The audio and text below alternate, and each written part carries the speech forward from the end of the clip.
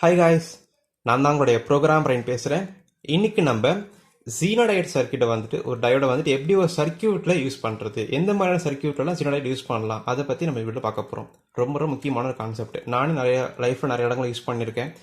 நிறைய பேருக்கு ரொம்ப யூஸ்ஃபுல்லான ஒரு வீடியோ அது. ஓகேங்களா? சரி, நீங்கள் பார்க்க போகிற டாபிக் என்னது, ஜீனோடைட் எப்படி வந்து சர்க்கியூட் யூஸ் பண்ண போகிறோம் அப்படிங்கிறத பற்றி பார்க்க போகிறோம். ஸோ ஃபஸ்ட்டு ஸ்டெப் என்ன பண்ண போகிறோம் அப்படின்னா, ஒரு பாயிண்ட் எழுதிடுறேன், எங்கெல்லாம் யூஸ் பண்ணுறோன்னு சொல்லி எழுதிடுறேன். ஃபஸ்ட்டு வந்துட்டு இந்த ஜீனோடைட்டை வந்துட்டு வோல்டேஜ் ரெகுலேட்டரில் யூஸ் பண்ணலாம். என்னது? வோல்டேஜ் ரெகுலேட்டர், அந்த இடங்களில் அதை யூஸ் பண்ணலாம். புரியுது இல்லையா? ஸோ அடுத்து எங்கே யூஸ் பண்ணலாம் அப்படின்னா cut off voltage. Okay, cut off அப்படிங்கிறது என்னது அப்படின்னா, ஒரு பர்டிகுலர் வோல்டேஜ் செட் பண்ணியிருப்பாங்க, எனக்கு இந்த வோல்டேஜுக்கு மேலே பேட்டரி சார்ஜ் ஆகக்கூடாது, அப்படிலாம் சில அப்ளிகேஷன்ஸ் இருக்கும். அந்த மாதிரி இடங்கள்லாம் கூட ஜீனோடைட் யூஸ் பண்ணி அவங்க கட் ஆஃப் பண்ணுவாங்க. கூடவே ரிலே, வோல்டேஜ் ரெகுலேட்டர், அந்த மாதிரி சில விஷயங்கள்லாம் வரும் கூடவே. பட் அந்த முக்கியமான என்ன யூஸ் பண்ணுவாங்கன்னா, இந்த கட் ஆஃப் இதுக்கு ஜீனோடைட் யூஸ் பண்ணி தான் பண்ணுவாங்க. ஓகேவா? அது சில சர்க்கியூட் இருக்குது, இன்னும் கூட பல சர்க்கியூட்ஸ் இருக்குது. எக்ஸாம்பிளுக்கு முக்கியமாக 2 எழுதியிருக்கேன். ரைட்டா? ஓகே, இப்போது நம்ம என்ன பார்க்க போகிறோம் அப்படின்னா, இவரை பற்றி பார்க்க போகிறோம் இன்னைக்கு. What is voltage regulator, how to use voltage regulator in ஜீனோடைட், எப்படி வந்துட்டு அதை யூஸ் பண்ணுறதில்ல நம்ம அதை வந்து பார்க்க போகிறோம். ஓகேவா? So first step, voltage regulator அப்படின்னா என்னது? ஒரு இன்புட்டில் வந்துட்டு ஒரு 10 வோல்ட் கொடுக்குறோம் அப்படின்னா, எனக்கு இப்போ 5 வோல்ட் இதை மாற்றணும் அப்படின்னா நடுவில் ரெகுலேட்டர் இருக்கும். 10 வோல்ட் இன்புட்டில் கொடுப்போம், அது நமக்கு தேவையான 5 வோல்ட் மாற்ற ஆக்கி கொடுக்கும். மிச்சம் இருக்கிற 5 வோல்ட் அது வந்துட்டு ஹீட்டாவோ ஆறாவது ரெகுலேட் பண்ணி ப்ராசஸ் இருக்கும், அதுவாக சில விஷயங்களுக்கு ரெடியூஸ் பண்ணி கொடுத்துரும். இல்லை அதான வேலை பண்ணுது ரெகுலேட்டர்னு, அதான் இல்லையா? ஸோ அதான் இங்கேயும் பண்ண போகிறோம் நம்ம இப்போ. ஸோ 10 வோல்ட் 12 வோல்ட்டோ இன்புட்டில் கொடுப்போம், எனக்கு தேவையான அவுட்புட் தான் அதில் வரணும் அப்படின்னு ஒரு பர்பஸ் இருக்கும். அந்த பர்பஸை நம்ம ஜீனோடைட் வச்சு பண்ண போகிறோம். இதுதான் கான்செப்ட். ஓகேவா? இதுதான் மெயின் கான்செப்ட். புரியுது இல்லையா? Very simple. இப்போ இதை நம்ம எப்படி வந்துட்டு நம்ம சர்க்கியூட்டில் யூஸ் பண்ணுறது, எப்படி ஐடியா பண்ணுறது அப்படின்னா ரொம்ப சிம்பிள். அதுக்கு என்ன மெத்தட் யூஸ் பண்ணுறாங்க அப்படின்னா, ஸோ வோல்டேஜ் டிவிஷன் ரூல், அந்த கான்செப்டை படி இந்த ரெகுலேட்டர் வந்து ஜீனோடைட் யூஸ் பண்ணி பண்ண போகிறாங்க. அதான் கான்செப்ட். ஸோ இந்த ரெகுலேட்டருக்கு இல்லையா, அது இந்த கான்செப்ட்லாம் இருக்க போகுது. அது எப்படின்றத புரிஞ்சுக்கலாம். இப்போ நம்ம let start. So voltage division rule formula எல்லாருக்கும் தெரியும். அது மாதிரி சர்க்கியூட் நான் வரைஞ்சிடுறேன்.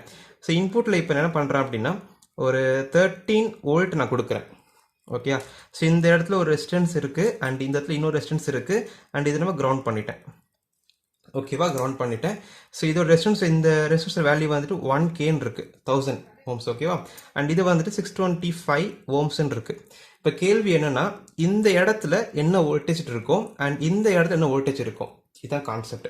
நான் 13 வோல்ட் தான் கொடுத்துருக்கேன், ஆனால் இந்த இடத்துல வோல்டேஜ் வந்துட்டு ஒரு வோல்டேஜ் டிவைட் ஆகிருக்கும், இந்த இடத்துல வோல்டேஜ் டிவைட் ஆகிருக்கும். டிவைட் மீன்ஸ் பாதியாக வந்திருக்கும்.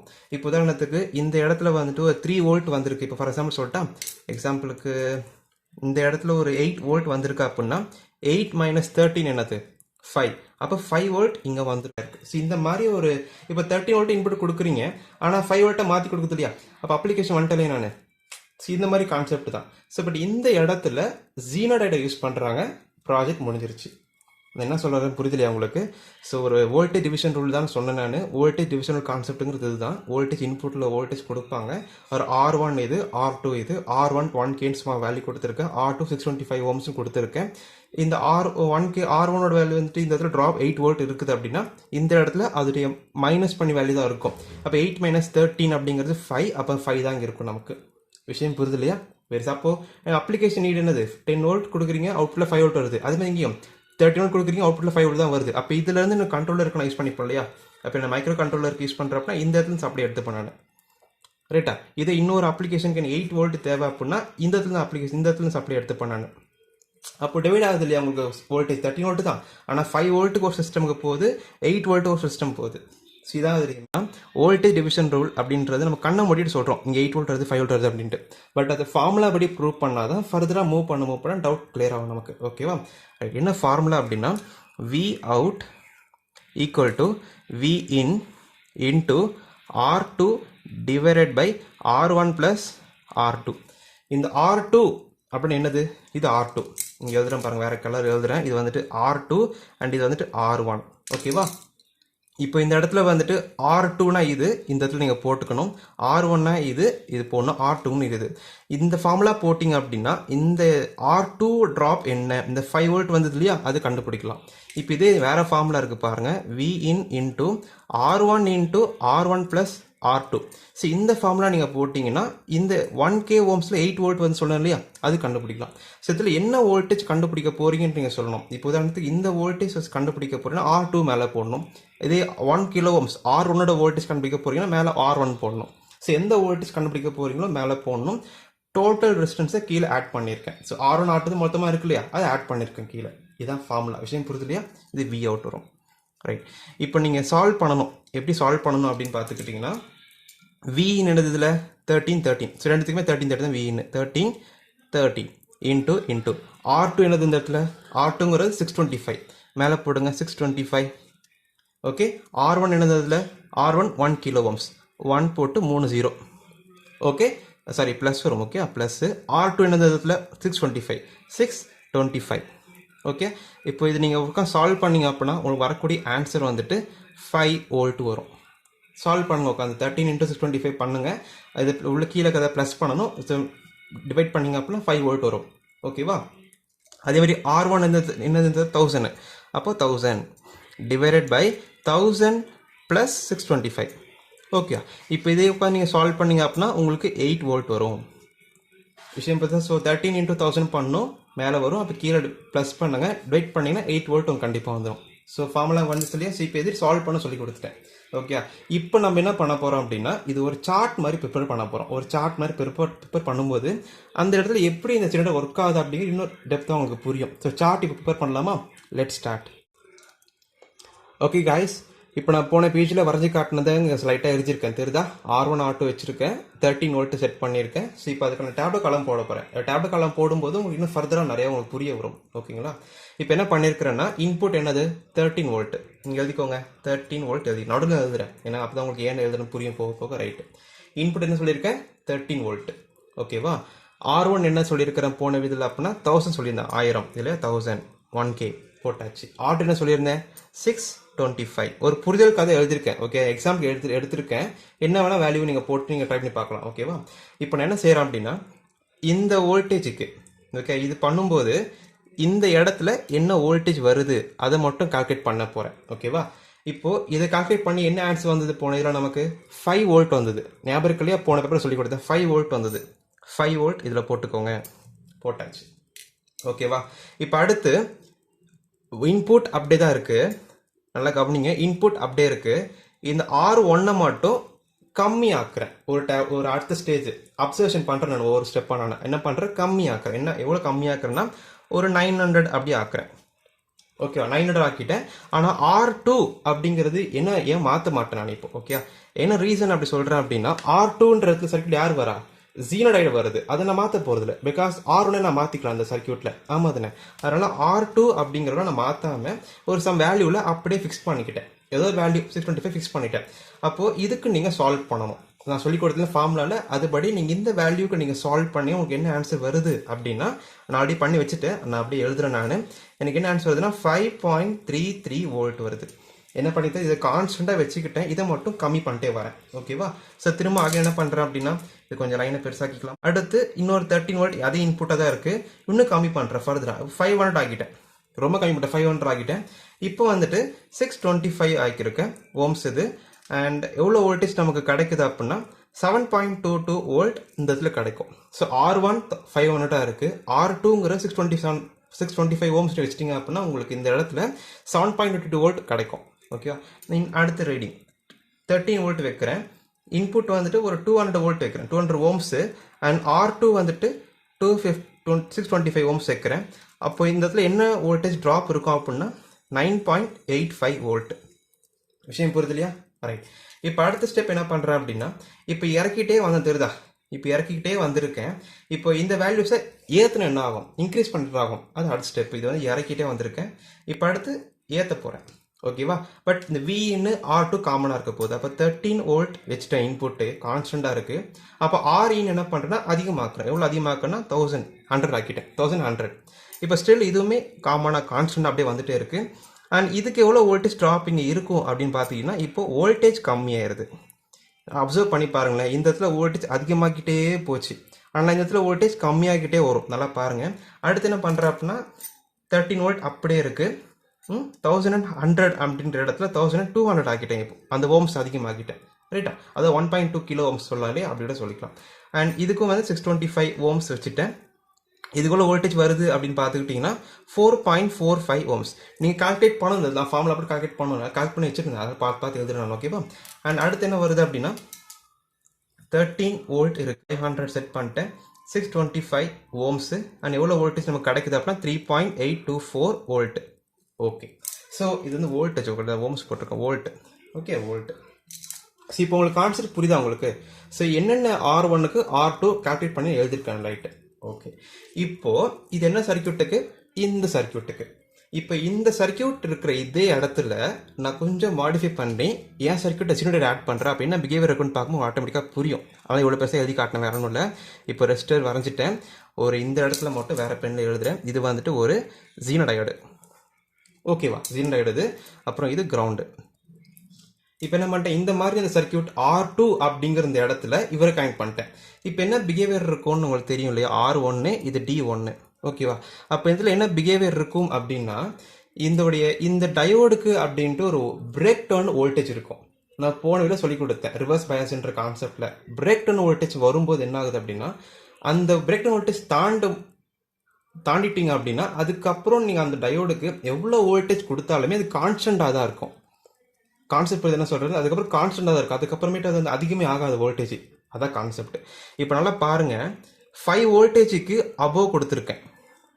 ஆமாம், நான் 5 வோல்டேஜுக்கு அபோவ் கொடுத்துட்டு இருக்கேன் சொல்லும்போது ஜீனர் டயோட்ல என்ன பண்ணலாம், வோல்டேஜ் அப்போ என்னவா இருக்கும் அப்படின்னா 5 வோல்டேஜ் கொடுக்கும்போது 5 வோல்ட்டாகவே இருக்கும். 5 வோல்டேஜ்க்கு அபோவ் போயிருச்சு அப்படின்னா அப்பயுமே அது 5 வோல்ட்டை தான் கொடுக்கும். 7 வோல்ட் இருக்கு, 5 வோல்ட்டுக்கு மேலே போயிருச்சு, அப்பவுமே அது 5 வோல்ட் தான் அவுட்புட் கொடுக்கும். 9.89 வோல்ட் கொடுத்து அப்பயுமே 5 வோல்ட் தான் கொடுக்கும். ஏன்னா 5 வோல்ட்டுக்கு, ஏன்னா பிகாஸ் இந்த டயோடுக்கு பிரேக் டவுன் வோல்டேஜ் என்னது அப்படின்னா 5 வோல்டேஜ். அப்போ ரிவர்ஸ் பயாஸில் 5 வோல்டேஜுக்கு அதுக்கு மேலே அதுக்கு ட்ராப் அங்கே இருக்கும்போது அது 5 வோல்டேஜுக்கு கன்வெர்ட் பண்ணிடும். பிகாஸ் அதெல்லாம் கரண்டாக மாற்றிடும் சொல்லி கொடுத்தேன் போன இல்லை, ப்ராக்டிக்கலாக ப்ரூவ் பண்ணிட்டேன். இப்போ இதுதான் கான்செப்ட், இதுதான் இந்த சர்க்கியூட் நடக்க போகுது இப்போ நமக்கு. ஓகே, ஸோ இன்புட்டில் நீங்கள் இந்த இடத்துல வந்து 30 வோல்ட் கொடுப்பீங்க, கிரவுண்ட் கனெக்ட் பண்ணிட்டீங்க அப்படின்னா இந்த இடத்துல நீங்கள் மல்டிமீட்டர் செக் பண்ணும்போது உங்களுக்கு இந்த வோல்டேஜாக வரும் உங்களுக்கு. ஓகேவா? இப்போ இந்த கண்டிஷன் பாருங்களேன். ஆனால் இந்த கண்டிஷன் கொஞ்சம் டிஃப்ரெண்ட்டாக இருக்கும். இந்த கண்டிஷன்ல பார்த்தீங்கன்னா இந்த வோல்டேஜ் ட்ராப் அக்ராஸ் இந்த இடத்துல என்னவா இருக்கு, இந்த இடத்துல 4.71 இருக்கு. அப்போ 5 வோல்ட்டுக்கு மேலே போனதால கான்ஸ்டன்டா இருக்கும். அப்போ 4.7 வந்துச்சுன்னா அப்போ ஆப்வியஸ்லி என்னவா இருக்கும் அப்படின்னா அது 4.71 தான் இருக்கும். ஓகே, 5 வோல்ட்லாம் கொடுக்காது உங்களுக்கு. ஓகே, அது இடத்துல என்ன ட்ராப் இருக்கோ அதான் கொடுக்கும். ஆனால் 5 வோல்ட்டுக்கு மேலே இருந்தால் தான் 5 வோல்ட்டே கொடுக்கும். அதே மாதிரி இங்கே பார்த்தீங்கன்னா 4.45 வோல்ட் தான் வரும். அதுமாதிரி இந்த இடத்துல 4.012 வோல்ட் தான் வரும். அது இந்த இடத்துல 3.824 வோல்ட் தான் வரும். ஜீனோடைட் இந்த இடத்துல மெஷர் பண்ணினாலே கூட இந்த அவுட்புட் தான் வரும். ஆனால் 5 வோல்ட்டுக்கு மேலே போயிட்டீங்கன்னா அது அதிகமாகாது. இந்த ஒரு பர்பஸ் இருக்கிறதுனால தான் வோல்டேஜ் ரெகுலேட்டரை யூஸ் பண்ணுறாங்க. ஏன்னா தான் சொன்னேன் இல்லையா, ஒரு கண்ட்ரோலர் அப்படிங்கிறது, ஒரு மைக்ரோ கண்ட்ரோலர் அப்படிங்கிறது ஒரு 5 வோல்ட்டில் தான் ஒர்க் ஆகணும்னு சொல்லிட்டேன். அதுக்கு மேலே போனால் வெடிஞ்சிரும். ஆமாம், நான் மைக்ரோ கண்ட்ரோலர் மேலே போனால் வெடிச்சிடும் இல்லையா. அப்போது கரெக்டாக தானே இருக்குது, பிஹேவியர் கரெக்டாக இருக்குது. பார்த்தீங்கன்னா 5 வோல்ட் மேலே தாண்டாது இந்த டயோடு. இந்த வோல்டேஜ் ட்ராப் இந்த இடத்துல 5 வோல்ட்டுக்கு மேலே தாண்டாது. அப்போ கரெக்டாக இருக்குல்லையே விஷயம் உங்களுக்கு. இதுதான் கான்செப்டிங்க. ஓகே, ஸோ இப்போ உங்களுக்கு என்ன நான் உங்களுக்கு கன்க்ளூஷன் சொல்கிறேன் அப்படின்னா இந்த இடத்துல பாருங்களேன், ரெசிஸ்டன்ஸோட வேல்யூ கம்மியான வேல்யூவாக போடணும் எப்பவுமே நீங்கள். ஓகே, ஐ திங்க் இதில் எவ்வளோ போட்டிருக்கேன் அப்படின்னா ஐ திங்க் இது வேல்யூ வந்துட்டு ஒரு 470 ஓம்ஸ் தான் இதில் போட்டிருப்பேன் நான். ஓகே, எனக்கு வேல்யூ சரியா இப்போ தான் பார்த்து மறந்துட்டேன். பட் 470 ஓம்ஸ் நினைக்கிறேன், 470 670 ஓம்ஸ் இருக்கும். ஓகேவா? ஸோ கம்மியாக தான் போட்டிருக்கேன். நீங்கள் ரொம்ப 1Kக்கு மேலே போட்டிங்க அப்படின்னா வோல்டேஜ் ட்ராப் அங்கே எவ்வளோ இருக்குது, ரொம்ப கம்மியாக இருக்குது வோல்டேஜ் ட்ராப்பு. ஆரோட வேல்யூ ரொம்ப கம்மியாக இருக்கணும். அப்போ தான் வோல்டேஜ் ட்ராப்பும் உங்களுக்கு அதிகமாக இருக்கும். ஆனால் அது ரெகுலேட் பண்ணி 5 வோல்ட்டாக கொடுக்கும். அப்போது ஜீனர் டயோடுக்கு டாப்பில் இருக்கக்கூடிய R1 ரெசிஸ்டன்ஸ் வந்துட்டு ரொம்ப கம்மியாக இருக்கிற மாதிரி நீங்கள் போடணும். சர்க்யூட் டிசைன் பண்ண சொல்கிறேன் உங்களுக்கு எப்பவுமே. விஷயம் போகுது இல்லையா? ஸோ இப்படி தான் அனலைஸ் பண்ண நான் சொல்கிறேன் உங்களுக்கு. நான் சொல்லி கொடுத்துருக்கு புரிஞ்சிருக்குன்னு நினைக்கிறேன் இல்லையா? ஸோ இப்போ ஒரு ஜீனர் டயோடு இருக்குது, இப்போது R1க்கு அதிகமாக கொடுத்தீங்கன்னா இந்த மாதிரி ட்ராப் இருக்குது, அது அப்படி தான் கொடுக்கும். பட் கம்மியாக கொடுத்தீங்க அப்படின்னா அது ரெகுலேட் பண்ணி கொடுக்கும். பிகாஸ் ரிவர்ஸ் பயாஸில் ஒரு பர்டிகுலர் வோல்டேஜ் வந்த உடனே சர்ன்னு இறங்கும். கிராஃப் போகிறேன் நான், தெரியுது உங்களுக்கு? இது வோல்டேஜ்க்கான கிராஃப், இது கரண்ட்டுக்கான இது. ஸோ 0 வோல்ட் கொடுத்தா ஒன்றும் பிஹேவ் இருக்காது, அப்படியே தான் இருக்கும். ஒரு 5 பிரேக் டவுன் வோல்டேஜ் 5 வோல்ட் கொடுத்துருப்பாங்க அப்படின்னா ஒரு 5 வோல்ட் வந்த பிறகு சர்ன்னு கீழே இறங்கும். 3 வோல்ட் பிரேக் டவுன் வோல்டேஜ் கொடுத்தா 3 வோல்ட் வந்து கீழே இறங்கும். ஓகேங்களா?